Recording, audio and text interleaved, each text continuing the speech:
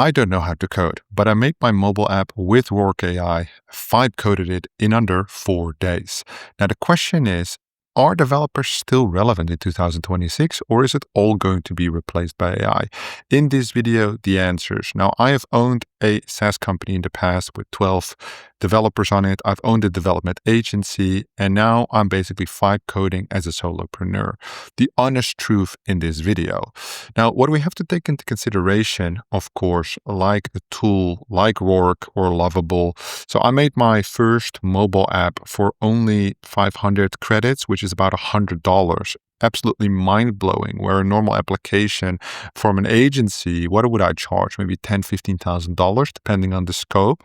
So there's a massive saver in terms of cost, right? We're going to save so much money.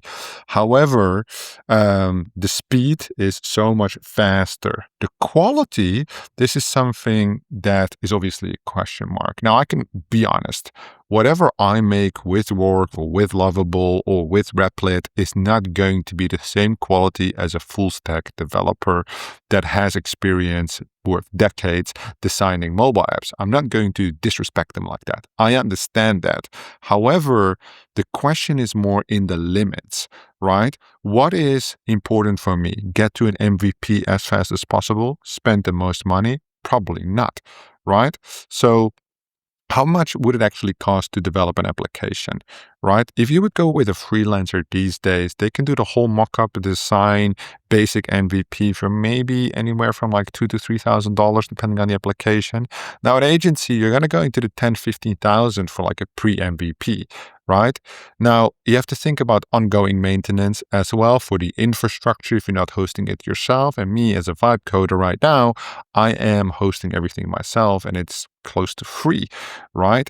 These things are important when we're looking at the budgets. Now, on the other side of the budget is not only what does it cost, is also what am I going to get, right? At the end of the day, what can these tools actually do? Now, on the UI, I feel like when we have a closer look, they basically build the stack, if you can see all the features that are included, pretty good, right? So the UI can be very clean. However, I'm using Roark AI in this case as an engineer, and I'm actually using ChatGPT as my designer, Sol 5.6, because I see that the quality is higher.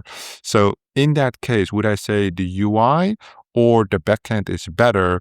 I would say definitely the engineering of the code is the priority for me because that's what I don't know how to do. But yeah, it could technically cover the UI. It's strong on the backend. It's strong on the APIs. It's strong on the authentication. The question is security is definitely a concern, right? So if you go post MVP, I would definitely recommend if you're scaling your app beyond $10,000 MRR, have a developer review it. But technically, it can do all of these things. Now, where is AI better? Definitely speed, right? Definitely price, definitely the adjusting of iteration, getting towards a successful prototype.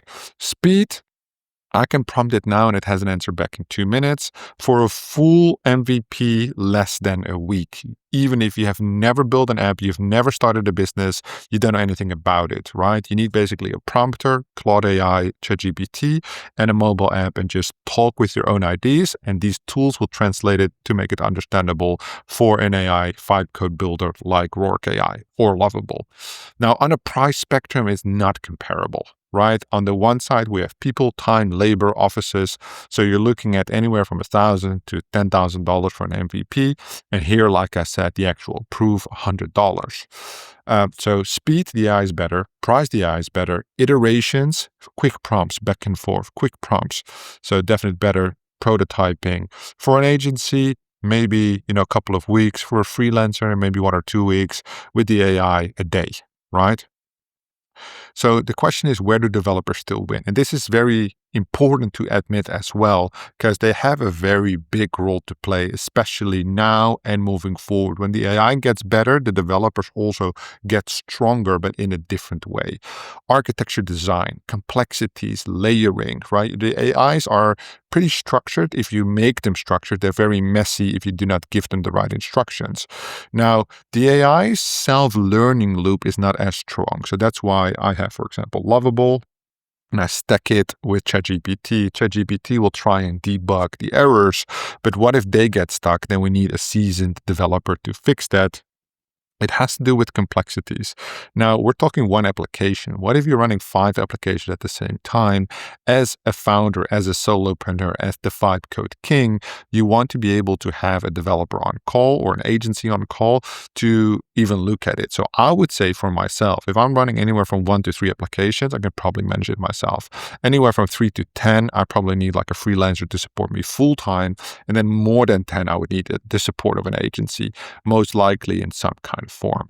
Can I build production apps? Definitely. So testing, strong. Security, testing, I would say strong. Security, I would say mediocre, right? Not amazing. Performance, strong, can definitely make highly profitable applications. Publishing, also strong, right? So the testing can run model after model. You can test it yourself. That's good. What happens when AI gets it wrong? Yeah, so any of these is basically problems, right? This is one step where I think AI really needs to get approved. Whether it's bugs, problems, whether the two AIs cannot figure it out together, errors, reprompts. Usually the best solution here is take one step back, fix it, and then go forward. So the fixes, problems, to turn them into solutions. I think it's more of a prompting game. With an actual developer, it's just time. He can either find it or he can't find it. He's either good or he's bad. With the AI, they will always find it. It's more a game of like, how are you going to approach it from which angle? Do you actually own the code? With most AI tools, you do own the code. So GitHub export, all no problems. It depends on which tool you're using, of course, but that is not an issue. Who should still hire developers? Complex applications, complex infrastructure, multi API layers where it's not the app to an API, it's an app to an API to another tool to a database, complexities, some various forms of compliance. So, certain industries require compliance layers like Face ID, all of these different things. As soon as it comes to people's personal information like KYC, for example, know your customer information, you don't really want to vibe code that. If something goes wrong with that, it's a massive problem for you and the business that you represent. On scale, even for review, developer would be great. I'm very much pro developer in my vision. And, when you're working with bigger teams, eventually you kind of have to.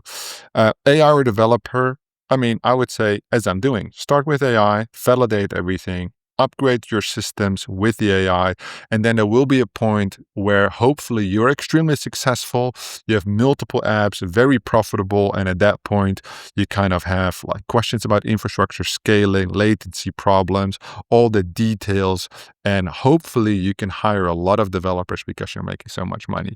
So are we going to vibe code or use developers? A mix of both in the long term, I think, is really healthy. If you have a strong opinion about this, let me know if you disagree in the comments down below, and I'll be sure to have a look. Thank you so much for watching, and I'll see you in the next one.